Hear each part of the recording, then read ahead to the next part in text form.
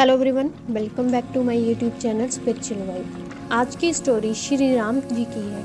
भगवान श्री राम को भला कौन नहीं जानता। जब भी बात आती है रामायण की, प्रभु श्री राम की छवि मानस पटल पर अंकित हो जाती है। श्री राम को विष्णु जी के 7वें अवतार के रूप में पूजा जाता है और पुराणों और शास्त्रों में भी उनकी महिमा का बखान होता है।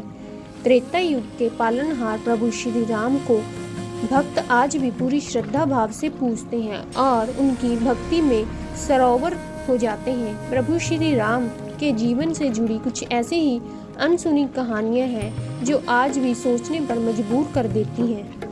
ऐसी ही अनसुनी कहानी में से एक है श्री राम की मृत्यु से जुड़ी हुई रोचक कथा, जिसके बारे में आज हम जानेंगे। इससे पहले मेरे चैनल को शेयर और सब्सक्राइब करना ना भूलें और ऐसी ही कहानियों के बारे में जानने के लिए बेल आइकन को दबाना मत भूलें।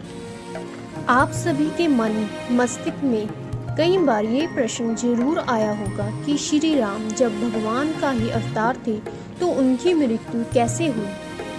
आज हम कुछ रोचक तथ्यों के बारे में जानेंगे। रामायण और अन्य पुराणों के मुताबिक प्रभु श्री राम अयोध्या के राजा दशरथ के बड़े बेटे थे।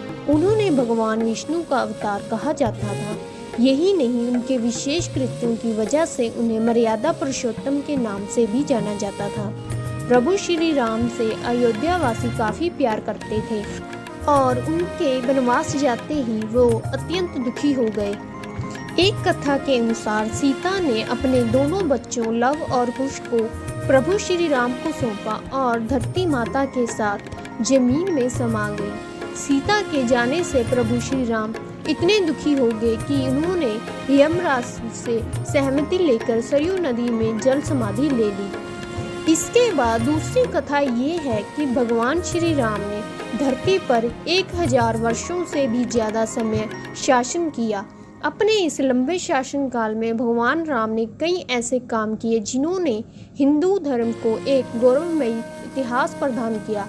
पंडित प्रशांत मिश्रा जी बताते हैं कि भगवान राम जब अपना अवतार काल समाप्त करके एक ऋषि का रूप धारण करके आए, तब काल यानी यमराज भी एक ऋषि के रूप में आए और उन्होंने राम जी से बात करने का आग्रह किया।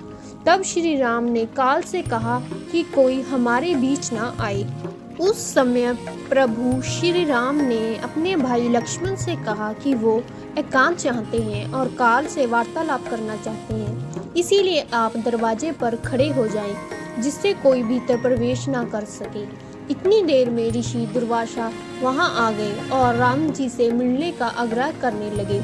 लक्ष्मण जी ने मना करने पर भी श्री ऋषि नहीं माने और क्रोधित होकर बात करने लगे। लक्ष्मण जी दुर्वासा के क्रोध से बचने के लिए कमरे में प्रवेश कर गए जहां श्री राम वार्तालाप कर रहे थे।